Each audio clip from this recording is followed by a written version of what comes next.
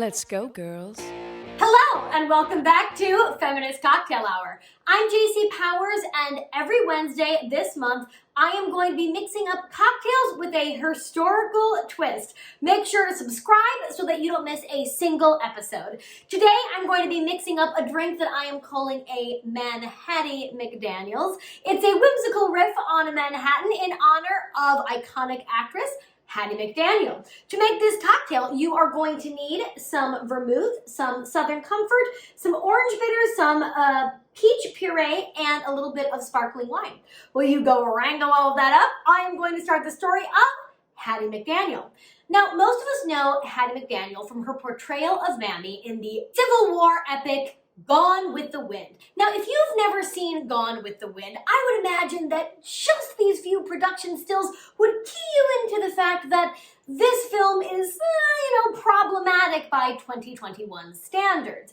For one thing, it glorifies the antebellum South, it's decidedly racist, and basically denies the atrocities of slavery. It has very much been canceled in the last year, and along with the film, oftentimes we cancel one of its leads. Ironically, its only African-American lead, Hattie McDaniel. And this cancellation of Hattie McDaniel has been going on for forever. Gone with the Wind was protested by the NAACP and the black press way back in the 1930s, and Hattie McDaniel had a rough go of it, which I'm not entirely sure was fair to her. I mean, she made some significant contributions to African Americans in cinema, to cinema in general, and frankly, just had an amazing freaking story, which I'm excited to share with you. So she was born in 1893, and both of her parents had been born enslaved. That fact alone, blows my mind. It just hammers home,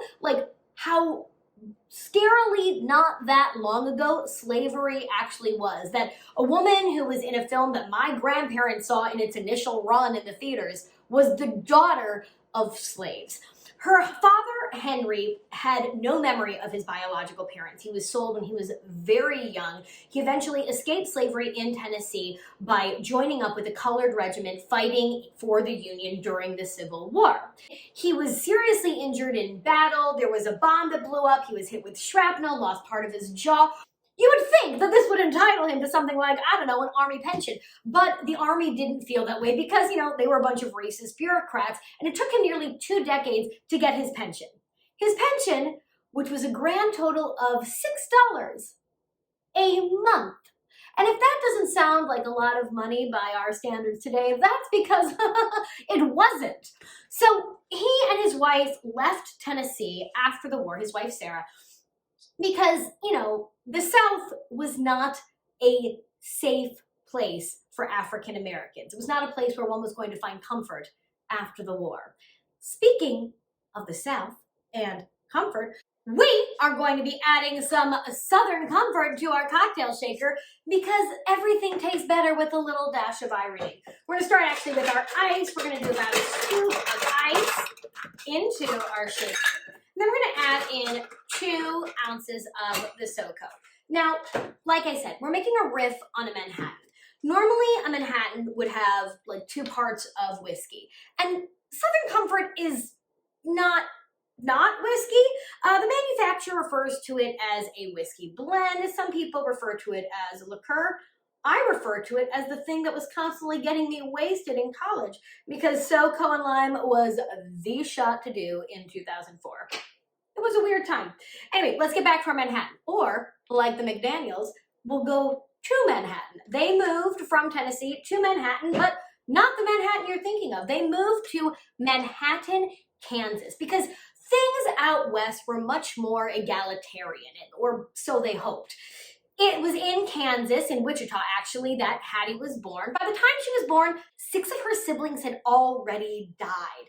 I'm telling you guys, her story is inspirational, but it's also harrowing. She was born into dire poverty. Oftentimes, the children didn't have shoes, and the family had to go without heat.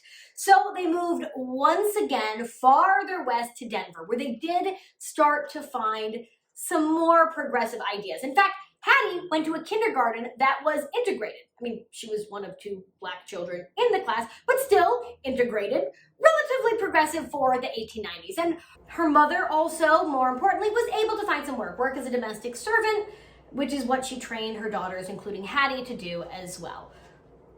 Which is great, but it's also a little bit of a bitter cycle, right? I mean, slaves had no formal education. They weren't trained in anything except housework and manual labor. So that's what they ended up doing. And that's what they ended up teaching their children to do. If you feel a little bitter about that, that's okay. We're gonna add some bitters to our cocktail as a nod to that. 2 dashes of bitters. I'm using orange bitters, but Angostura bitters would work great. You do you. Whatever bitters you like are gonna make this cocktail a little more complex, like Hattie McDaniel's story, which is certainly complex. Look, Hattie appreciated being able to work as a servant. She felt that it was good, honest work that she relied on for most of her life, interestingly enough. But obviously, it was not her heart's passion. She discovered that when she was only 8 years old. Some of her older siblings had been working as performers, and one of them whisked her away to a carnival where they were basically like busking. By the end of a week, she had earned $5, more than her mother made in a week of cleaning houses. And Hattie was hooked. She continued performing with her siblings throughout her childhood and ultimately dropped out of high school in order to pursue her career. Every parent's dream. She also got married when she was only 17 years old to a man named Howard. He was a fellow performer, a miner by day and a piano player by night. Hattie began by forming, out on her own, she began forming her own minstrel performing troupe. Now, we think of minstrelsy as being exclusively white entertainers embodying pretty grotesque Black stereotypes lampooning African Americans. And that's mostly what minstrelsy was. But there were also Black minstrel groups. And Hattie's was an all-Black group, and in fact, ultimately, an all-female group. And their group was more subversive. They took the stereotypes that white people had made about Black people, and they flipped them on their head. For instance, the Mammy character. In white minstrelsy, Mammy would be a good-natured pushover who sort of cared for all the white folks. But when Hattie took on the Mammy character, her character was smart and fearless and didn't take any shit. And she had plans with her troupe to take it one step farther. They had planned a show where all of them were going to perform in whiteface. Pretty ballsy for the 19 teens. Everything was all set to go when tragedy struck. Hattie's husband, Howard, at 26 years old, died very suddenly, and the show was canceled. Hattie retreated and was in mourning for a year before she finally found her way back to her profession. She started performing again in vaudeville, like on the vaudeville circuit. She was also an incredible singer and a songwriter. She would write these racy blues songs. Hattie McDaniel was really known as a singer first. In fact, she was likely the first African-American person to sing over American radio waves. It was her singing that gave her her next big break. She found herself in the chorus of Showboat in the late 1920s, right around the time of the stock market crash. The show started in Chicago and then moved to Milwaukee. And in Milwaukee, they ran out of money and they fired most of the company, leaving them stranded in the city. Hattie didn't know anything about Milwaukee. She didn't know what to do. I'll tell you what, guys, I grew up an hour outside Milwaukee and I can't tell you much about it except that it has, cheese curds and beer. Hattie found herself working as a bathroom attendant at an all-white nightclub called the Suburban Club. That's right, the Suburban Club. We can all imagine the type of folks that frequented that joint. She ended up finding herself in the middle of one of those magical theater stories where one sleepy Tuesday night, the manager sent the singer home and the band continued to play, expecting to wrap up soon. But all of a sudden, there was an unexpected rush. And the manager was frantic, looking for someone to sing, to entertain the guests so they would keep on drinking. Who did he come to? Hattie McDaniel. Hattie McDaniel took the stage, wowed the crowd, and ended up singing at this nightclub for another 2 years before the Depression really took its toll on nightclubs and she realized it was time to move back west. But this time, all the way west to Hollywood, where she had a couple siblings working in the business. She had a brother in radio, a sister doing extra work in film, and Hattie dipped her toes in both. She did more than 100 films as a background actor and started doing her brother's radio show. Her first day on the job, she showed up dressed to the nines and earned the nickname of Hi-Hat Hattie. That's because Hattie McDaniel was incredibly stylish, something we don't think about. She ultimately got her own radio show as Hi-Hat Hattie and parlayed that into speaking roles in films, including a big break in 1934 with Blonde Venus. All that was pretty sweet. So we are going to add some sweet vermouth to our cocktail shaker. But actually we're not. I'm not adding sweet vermouth. This is extra dry vermouth. I'm adding extra dry for two reasons. Reason number one, we've already added Southern Comfort, and that's like pretty sweet on the whiskey scale. I'm gonna add 1 ounce. So we're gonna balance it out with this drier vermouth. I'm also adding the dry vermouth because it's what I have. And that's sort of been my philosophy with Feminist Cocktail Hour all along. Use what you got.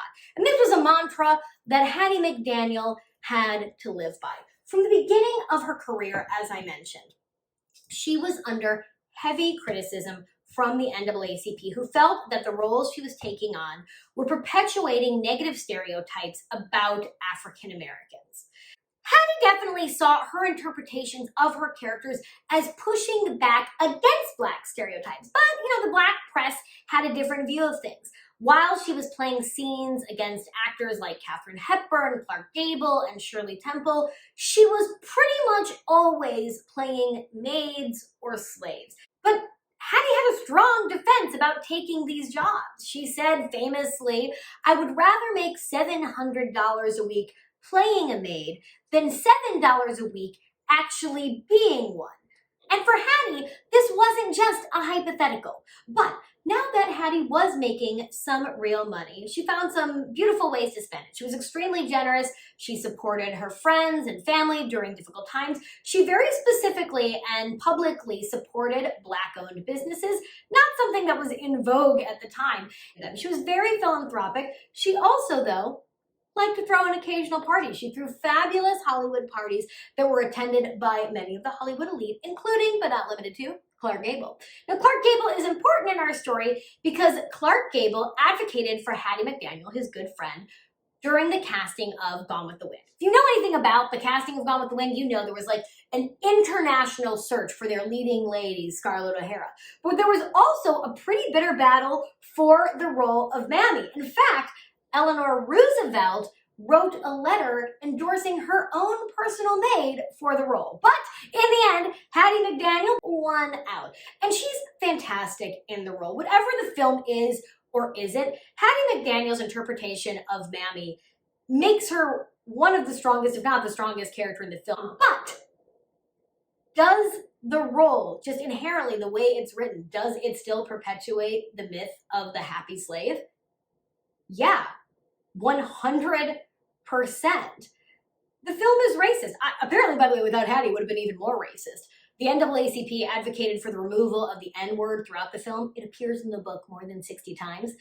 Selznick was reluctant to remove every usage. He cut it down to 2, both of which Hattie pushed against and were ultimately cut from the film. Now, the racism, of course, was not only in the film, but outside the film, surrounding the film as well, because it's 1939.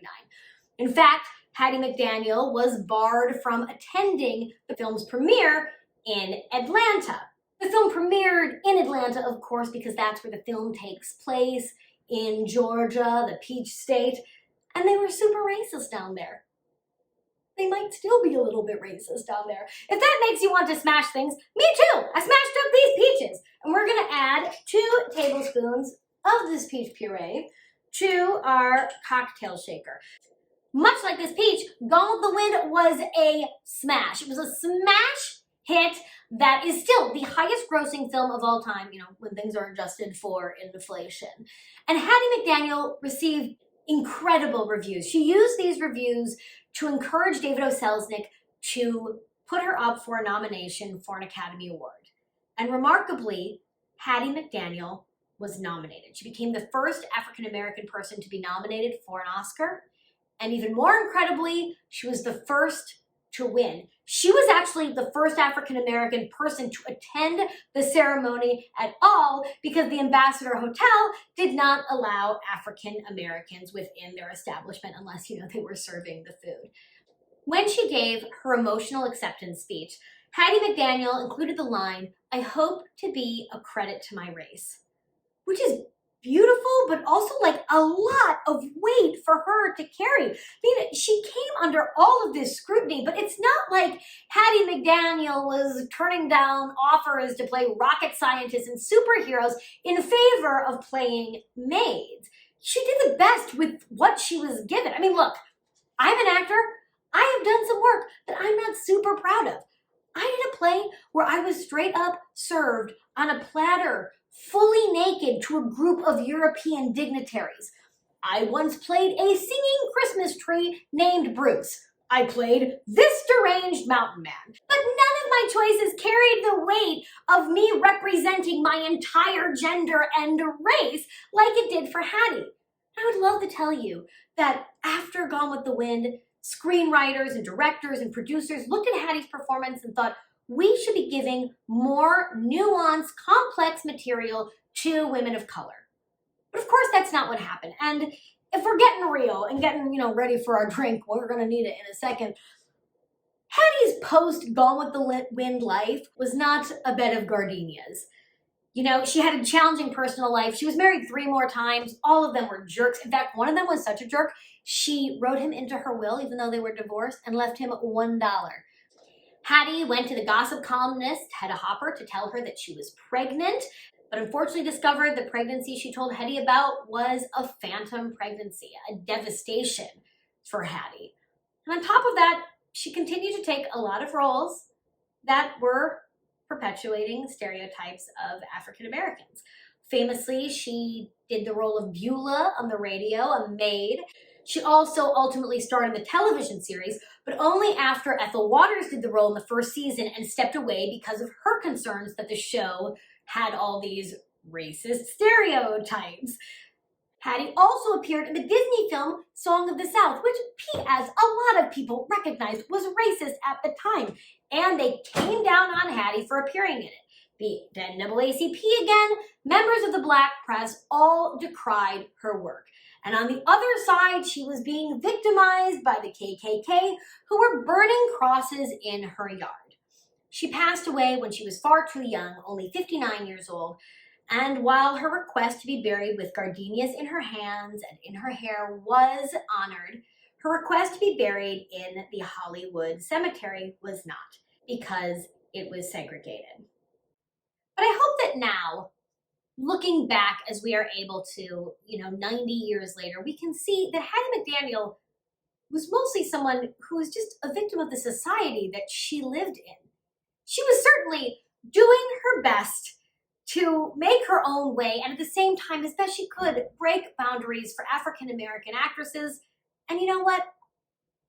Shake things up in the film industry. That's right, we're shaking this cocktail. Anytime I say shake, it's a cue. Now, it's worth noting that Hattie McDaniel was one of the first African-American members of the Screen Actors Guild. She spent many years working to get more equal conditions for African-American actors. She also, by the way, chaired the African-American division of the USO, bringing together Black performers to perform for Black troops, including women like Lena Horne, Ethel Waters. There was actually only one white performer who performed with the Black USO. It was Betty Davis. We're gonna take this cocktail, we're gonna strain it in, because God knows, poor Hattie went through some strain. But after all of it, she ended up with 2 stars on the Hollywood Walk of Fame. She also ultimately had a memorial erected for her in the Hollywood Cemetery. We're gonna give a little toast to Hattie with a little bit of sparkling wine. Top off this cocktail that is undeniably elegant in its beautiful champagne coupe glass, much like Hattie McDaniel. Let's give it a taste. Oh, it's good. It's really good. It's definitely a nod to those champagne cocktails of the 1930s. And you know what? It has a Hattie McDaniel vibe. It's effervescent, a little sweet, and undeniably complex. I hope that you enjoyed this episode of Feminist Cocktail Hour. Make sure to come back next Wednesday. I'll have a new lady, a new libation. Until then, cheers! Let's go, girls. Come on.